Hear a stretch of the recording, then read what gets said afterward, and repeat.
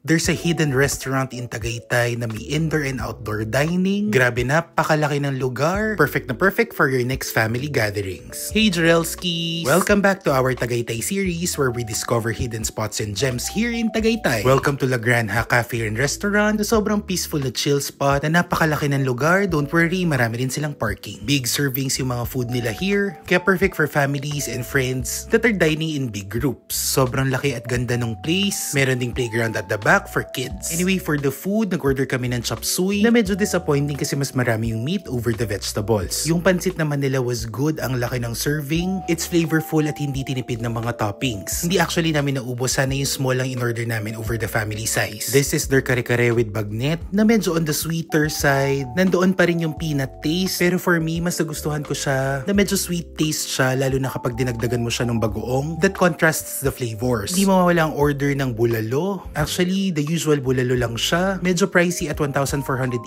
Tapos siguro yung serving na napunta sa amin, medyo konti lang yung laman. Best ito to pair with their crispy tawilis, na sakto lang yung alat. Tapos samahan mo pa ng sizzling sisig na may mga crispy edges with that slight spice. Ay talaga naman mapapa-extra rice ka. Kaya kung nasa Tagaytay ka, check mo na tong La Granja. Medyo tagulang siya but it's worth the drive. Cheers!